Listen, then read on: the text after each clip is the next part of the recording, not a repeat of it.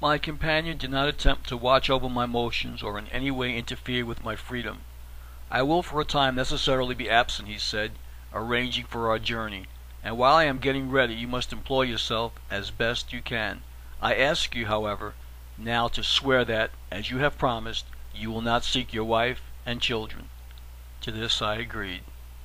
"Hold up your hand," he said, and I repeated after him, "All this I most solemnly and sincerely promise and swear, with a firm and steadfast resolution to keep and perform my oath, without the least equivocation, mental reservation, or self-evasion whatever." "That will answer. See that you keep your oath this time," he said, and he departed. Several days were consumed before he returned, and during that time I was an inquisitive and silent listener to the various conjectures others were making regarding my abduction, which event was becoming of general interest. Some of the theories advanced were quite near the truth, others wild and erratic. How preposterous it seemed to me that the actor himself could be in the very seat of the disturbance, willing, anxious to testify, ready to prove the truth concerning his position, and yet unable even to obtain a respectful hearing from those most interested in his recovery. Men gathered together discussing the outrage. Women, children even, talked of little else, and it was evident that the entire country was aroused. New political issues took their rise from the event, but the man who was the prime cause of the excitement was for a period a willing and unwilling listener, as he had been a willing and unwilling actor in the tragedy. One morning my companion drove up in a light carriage drawn by a span of fine-spirited black horses. "We are ready now," he said, and my unprecedented journey began. Wherever we stopped I heard my name mentioned. Men combined against men. Brother was declaiming against brother. Neighbor was against neighbor. Everywhere suspicion was in the air. "The passage of time alone can quiet these people," said I. "The usual conception of the term time, an indescribable something flowing at a constant rate, is erroneous," replied my comrade. "Time is humanity's best friend, and should be pictured as a ministering angel instead of a skeleton with hourglass and scythe. Time does not fly, but is permanent and quiescent. While restless, force-impelled matter rushes onward. Force and matter fly, time reposes. At our birth we are wound up like a machine to move for a certain number of years, grating against time. We grind against that complacent spirit, and wear not time, but ourselves away. We hold within ourselves a certain amount of energy, which, an effervescent form of matter, is the opponent of time. Time has no existence with inanimate objects. It is a conception of the human intellect. Time is rest, perfect rest, tranquility, such as man never realizes unless he becomes a part of the sweet silences towards which human life and human mind are drifting. So much for time. Now for life. Disturbed energy is one of its forms we call life, and this life is the great enemy of peace, the opponent of steadfast perfection. Pure energy, the soul of the universe, permeates all things which man is now acquainted, but when at rest is imperceptible to man, while disturbed energy, according to its condition, is apparent either as matter or as force. A substance or material body is a manifestation resulting from a disturbance of energy. The agitating cause removed, the manifestations disappear, and thus a universe may be extinguished without unbalancing the cosmos that remains. The worlds known to man are conditions of abnormal energy moving on separate planes through what men call space. They attract to themselves bodies of similar description, and thus influence one another. They have each a separate existence and are swayed to and fro under the influence of the various disturbances in energy common to their rank or order, which we call forms of forces. Unsettled energy also assumes numerous other expressions that are unknown to man, but which in all perceptible forms is characterized by motion. Pure energy cannot be appreciated by the minds of mortals. There are invisible worlds besides those perceived by us in our planetary system, unreachable centers of ethereal structure about us that stand in a higher plane of development than earthly matter, which is a gross form of disturbed energy. There are also lower planes. Man's acquaintance with the forms of energy is a result of his power of perceiving the forms of matter at which he is a part. Heat, light, gravitation, electricity, and magnetism are ever present in all perceivable substances, and, although purer than earth, they are still manifestations of absolute energy, and for this reason are sensible to men, but more evanescent than material bodies. Perhaps you can perceive that if these disturbances could be removed, matter or force would be resolved back into pure energy and would vanish. Such a disassociation is an ethereal existence, and as pure energy, the life spirit of all material things is neither cold nor hot, heavy nor light, solid, liquid, nor gaseous. Men cannot, as mortals now exist, see, feel, smell, taste, or even conceive of it. It moves through space as we do through it, a world of itself as transparent to matter as matter is to it, insensible but ever present, a reality to higher existences that rest in other planes, but not to us, an essence subject to scientific test, nor an entity. Of these problems and their connection with others in the unseen depths beyond, you are not yet in a position properly to judge, but before many years a new sense will be given you, or a development of latent senses by the removal of those more gross, and a partial insight into an unsuspected, unseen, into a realm to you at present unknown.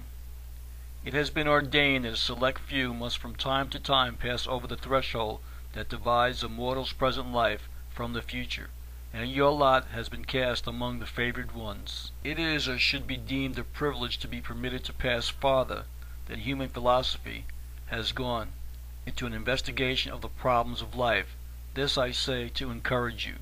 We have in our orders a handful of persons who have received the accumulated fruits of the close attention others have given to these subjects which have been handed to them by the generation of men who have preceded. You are destined to become as they are. This study of semi-occult forces has enabled those selected for the work to master some of the concealed truths of being, and by the partial development of a new sense or new senses, partly to triumph over death. These facts are hidden from ordinary man and from the earthbound workers of our brotherhood. We cannot even interpret the words they learn. The methods by which they are elucidated have been locked from man because the world is not prepared to receive them. Selfishness being the ruling passion of debased mankind, and publicity, until the chain of evidence is more complete, would embarrass their further evolutions, for man as yet lives on the selfish plane. Do you mean that, among men, there are few persons possessed of powers such as you have mentioned? Yes, they move here and there through all orders of society, and their attainments are unknown except to one another, or, at most, to but a few persons. These adepts are scientific men, and may not even be recognized as members of our organization. Indeed, it is often necessary for obvious reasons, as they should not be known as such.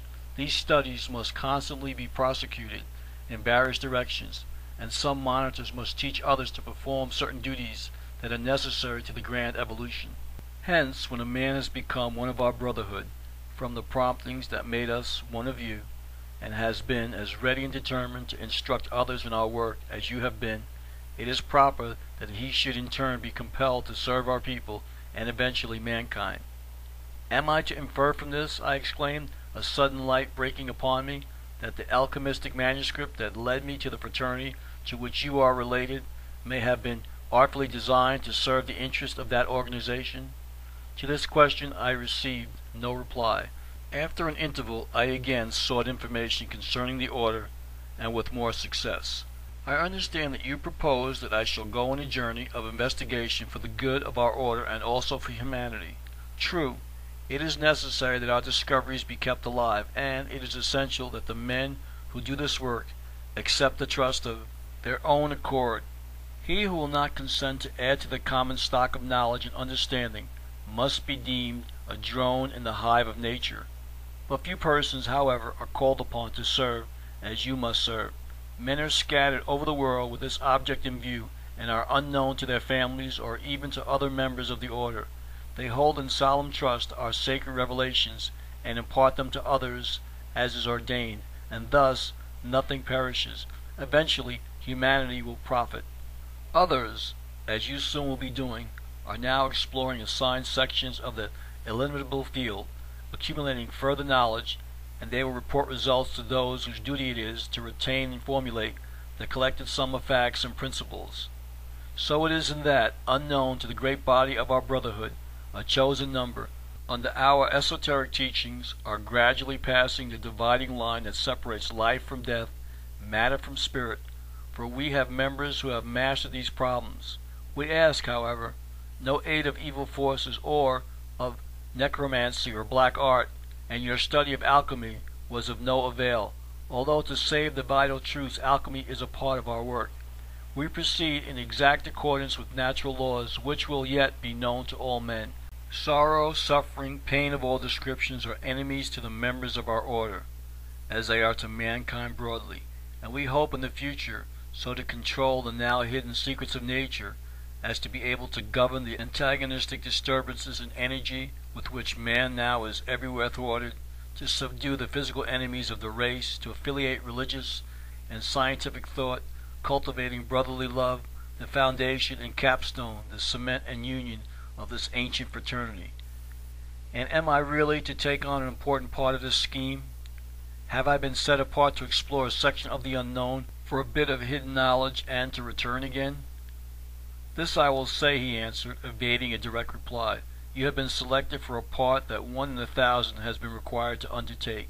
You are to pass into a field that will carry you beyond the present limits of human observation. This much I have been instructed to impart to you in order to nerve you for your duty. I seem to be a young man, really. I am aged. You seem to be infirm and old, but you are young. Many years ago, cycles ago as men record time, I was promoted to do a certain work because of my zealous nature. Like you, I also had to do penance for an error. I disappeared, as you are destined to do, from the sight of men. I regained my youth. Yours has been lost forever, but you will regain more than your former strength. We shall both exist after this generation of men has passed away, and shall mingle with generations yet to be born, for we shall learn how to restore our youthful vigor, and will supply it time and again to earthly matter. Rest assured also that the object of our labors is of the most laudable nature, and we must be upheld under all difficulties by the fact that multitudes of men who are yet to come will be benefited thereby.